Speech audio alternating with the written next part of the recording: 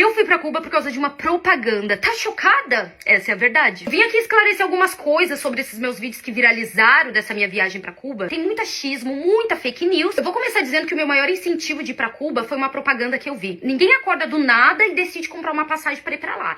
Não é assim que funciona. Tu já acordou hoje pensando em comprar uma passagem pra Cuba? Acho que não, né? Eu me seduzi tanto por aquela propaganda porque eu gosto muito de praia. Pra quem não sabe, Cuba é uma ilha no Caribe. E essa propaganda mostrou as praias maravilhosas, as pessoas, a cultura, e eu me encantei. Só que as informações básicas pra te ir pra lá não tem nessa propaganda. Claro que todo mundo sabe que Cuba tá passando por uma situação bem difícil, sanções. Só que no vídeo dessa propaganda, ninguém fala que Cuba só aceita dólar, euro e peso. São pouquíssimos os cartões que vai funcionar lá. É como se fosse uma roleta russa. Pode ser que o teu cartão aceite, pode ser que não. Ninguém fala nessa propaganda que o governo raciona a energia lá. Então provavelmente tu vai passar por um apagão. O que falam nessa propaganda é pra incentivar o comércio local. Se hospedar numa casa de um cubano. E pesquisando eu percebi que a acomodação em Cuba não é em qualquer site que tu vai achar. Então eu fui lá e conversei com a pessoa que fez essa propaganda. E aí, o que tu acha? Vai no Airbnb. Foi isso que essa pessoa falou. Pô, que legal apoiar o comércio local? Fechou. E tem muita opção lá. Só que a informação que não foi me passada é que se tu ficar na casa de um cubano local, tu vai ficar sem luz, sem água e sem internet. Não tem vídeo falando sobre isso, não tem informação falando sobre isso, ninguém me informou sobre isso. Tu sabia? Provavelmente não. Isso também eu já tinha sido desafiada por um seguidor de ir pra lá e viver a realidade de um cubano. O que pra mim não é nenhum problema, porque todos os países que eu passo, eu mostro o lado bom e o lado ruim. Depois de organizar minha viagem, fazer toda a dinâmica, fazer o visto e a autorização de entrada, tu precisa preencher um formulário também. Cheguei em Cuba. Chegando no aeroporto, eu senti que não ia ser só um perrengue de viagem. O buraco é bem mais embaixo, minha filha. Chegando na cidade, eu não acreditei no que eu tava vendo. Aquilo lá parecia uma zona de guerra. Parecia que eu tinha desembarcado na Ucrânia e não em Cuba. Eu fiquei tão chocada que eu mandei uma mensagem pra pessoa que fez a propaganda falando: olha, cadê aquela parte de Cuba que tu mostrou nos vídeos?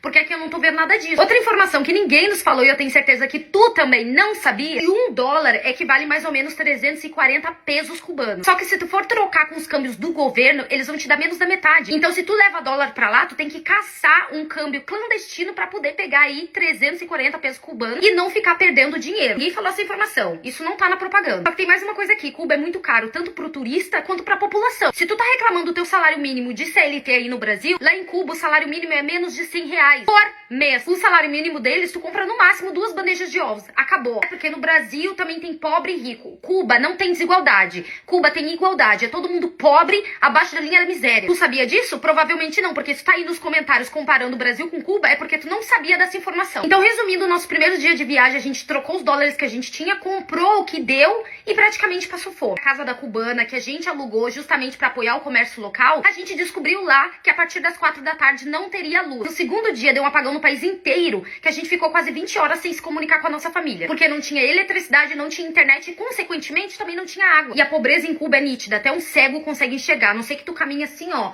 e se faça de louco. Ai, mas todos os países têm, não sei...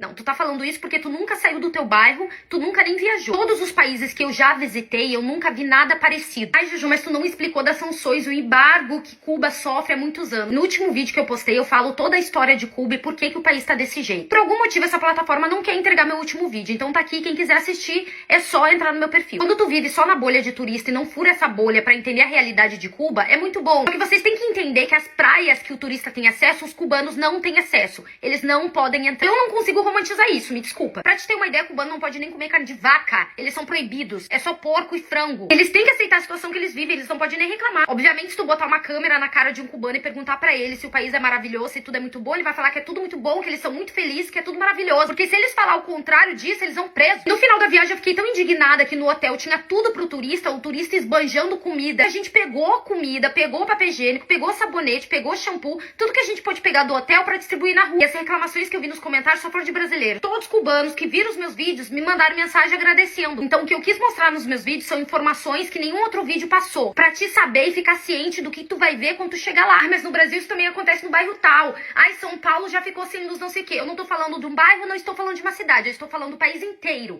Toda a população. Pois é, gente, Jojo resumiu tudo. Acho que eu nem preciso falar mais nada.